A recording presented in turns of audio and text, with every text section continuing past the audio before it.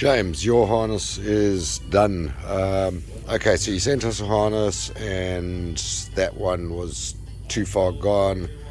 The second harness that you sent us that was all cut up is basically the one that we have used to rebuild your harness. Okay, so that one obviously had all of the automatic transmission was cut off, and ECU connectors were cut off and whatnot, but we've opened this up and everything's been gone through. Okay, so yeah, you have no error codes on here. She runs good. I've actually already started her, but yeah, let me go through this with you. So I'm going to start at the back over here. So right hand side bank, right at the back you have a earth strap. You've actually got one on either side. You got one over there and you got one over here. Make sure that those are both tight. Okay, a lot of people forget about either one or both or whatever, and it's the whole engine management system relies on these two earths. Okay, so those are the earths that supply the ECU and everything on the system. Okay, running down here, all of your injector connectors have been replaced. Okay, they were not in the greatest of shape, so all of them are new. VVT-i position sensor is we still used your old connectors there. There was nothing wrong with them. Okay, your variable intake length actuator connector has been replaced.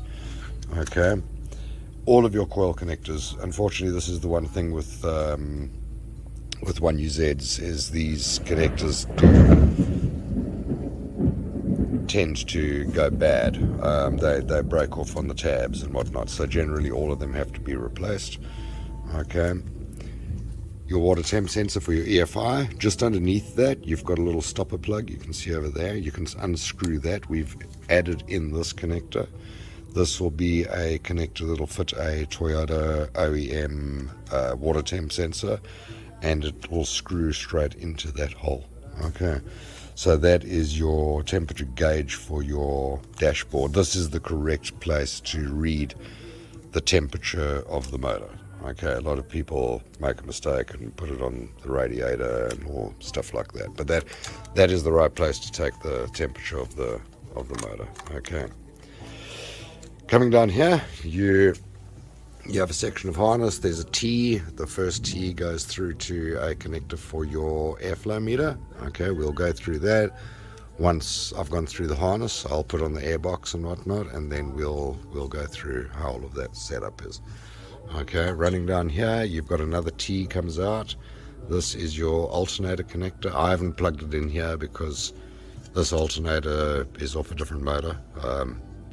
Yeah, so I can't plug it in because my connector comes out at the top instead of out of the back. But that's all been pre-wired, so you're basically going to just plug that straight into your alternator, and you've got your charge light on your client plug.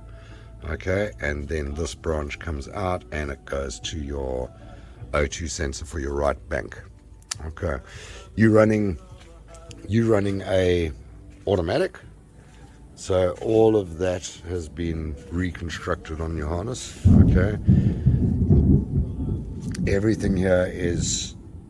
everything's been gone through. Everything's been okay. So your input speed sensor connector has been replaced. Your output speed sensor connector has been replaced. Your solenoids, your connector for your solenoids, that has not been. There was nothing wrong with it. And your selector switch connector has not been replaced. There's nothing wrong with that. Okay. 3-pin connector. This goes down to your starter motor and your 2 knock sensors. Okay. Yeah, that should just be all plug and play straight direct for you. Okay. Same thing on the side, exactly the same thing. All of your injector connectors and your coil connectors have been replaced. Your VVT-i position sensor has not been. This is a noise filter. Doesn't do anything except get the whine out of your radio, basically, on your speaker system. Okay. This is a VSV for your vacuum on your charcoal canister. You can use it. If you don't want to use it, doesn't matter. It's not going to throw a code, but it is still functional. Okay, so some guys use it, other guys don't care. I've I've used them and not used them. So so coming around here, so the majority of all of this was all cut off. All of this has been replaced for you. So you basically got your throttle control, not your throttle control. You've basically got your TPS, throttle position sensor, and this connector is for your actual clutch and the motor for your drive-by-wire. Okay, the one coming over here, this normally goes down with a couple of clamps, put tie downs or whatever. You got two clamp downs that hold that cable down. That goes to your accelerator position sensor. Okay, in the front over here you have a cam position sensor. So this is basically your pre-VVT cam position. Okay, so therefore it knows what degree it's changed. Okay, so this is in relation to your crankshaft. Okay, and then running down here you got your connector going to your crank position sensor. This cable, we just put it in front here because obviously this is just a start stand motor, but there's a cavity that runs just behind, you see that block over there, just behind your aircon pump. You need to feed this through there, okay, and it'll come out over here, okay, and then plug straight into your sensor, and that stops this from getting anywhere near your serpentine bolt. Okay, over here, this is your connector for your aircon pump.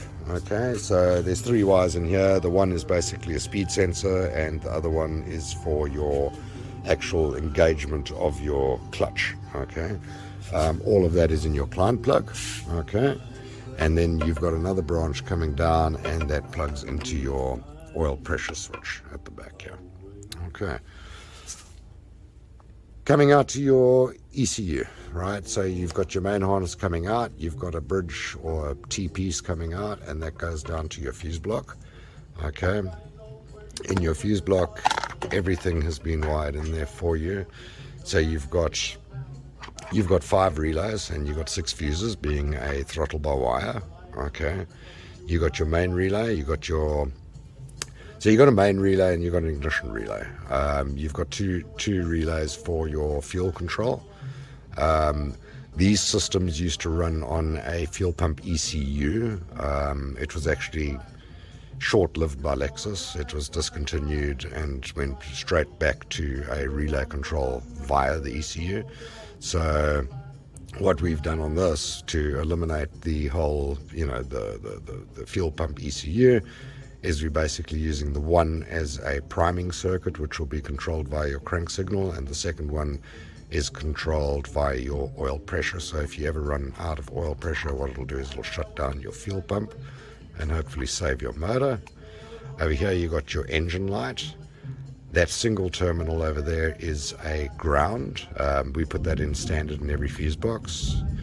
In OBD1, so pre-VVT, you would have another one there, and that would give you your OBD1 bridge. Okay, and there's your starter motor relay, or your starter solenoid relay.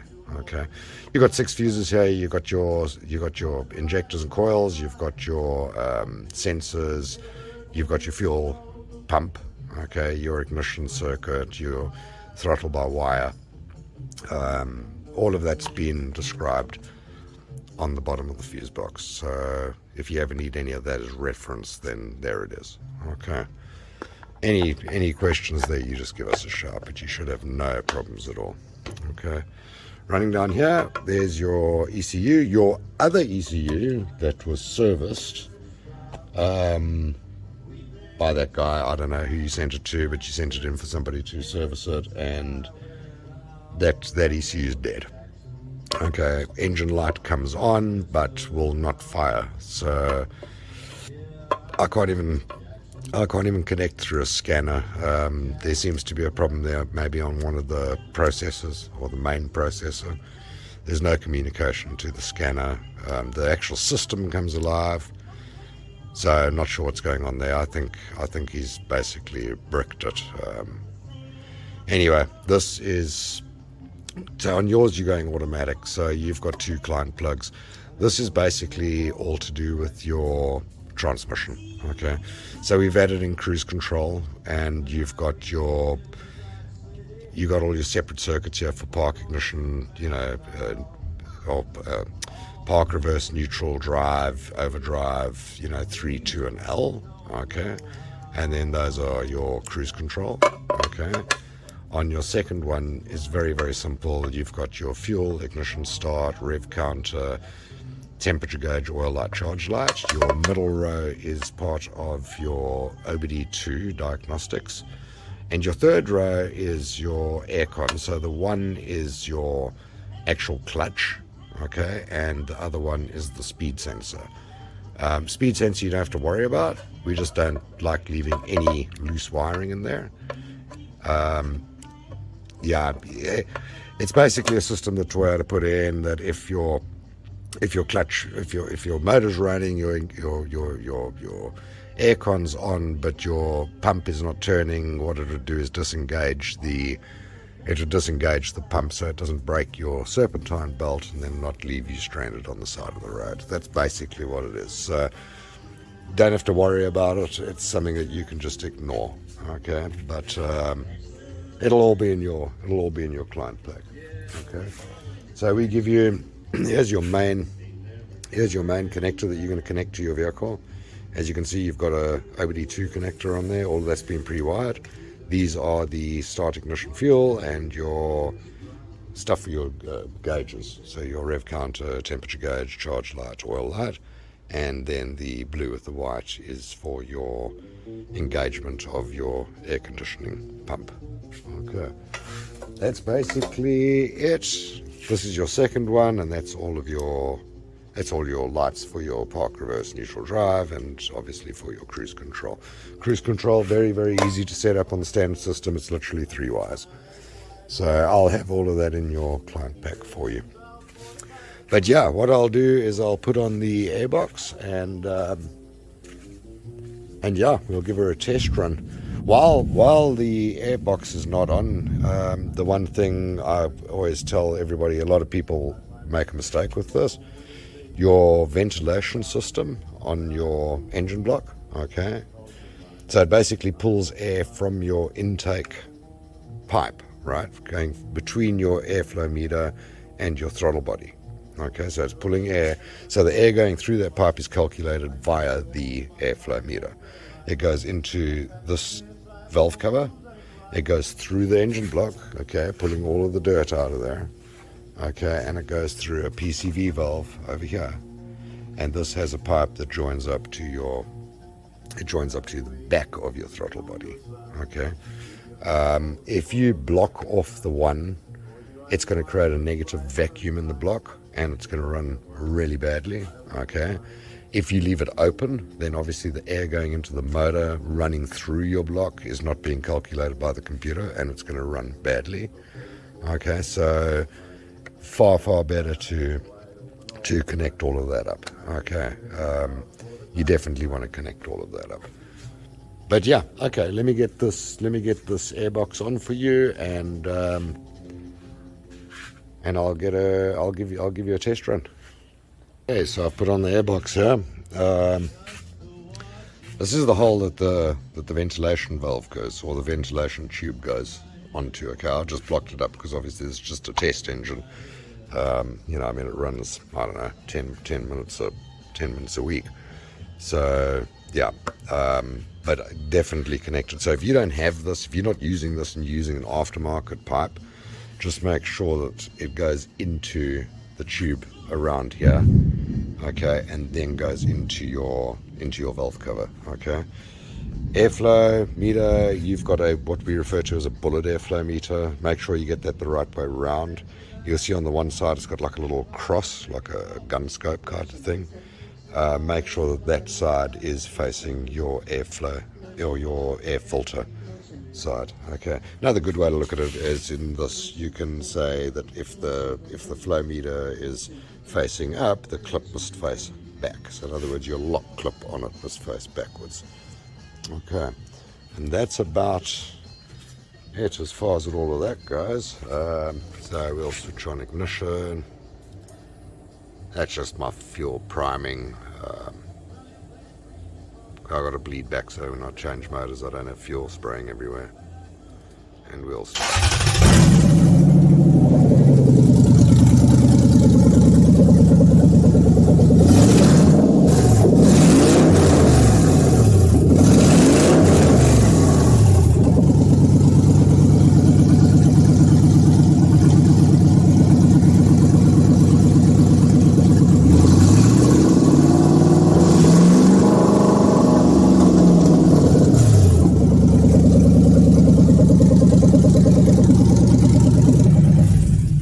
She runs real nice. Don't want to run it too long. I don't have a cooling system on here, but yeah, no, she's been tested, and yeah, you got no error codes. Everything's OBD2 works through the diagnostic scanner.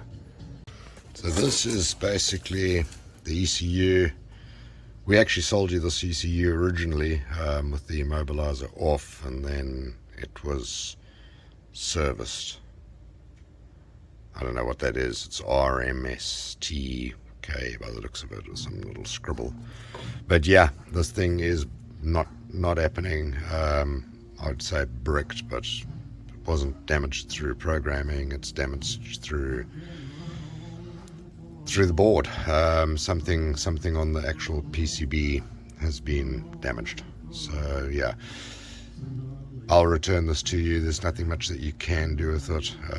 It would have been nice if the guy had just had a look at it for you, and maybe there was a soldering joint or something that wasn't done properly. But yeah, that's not my business.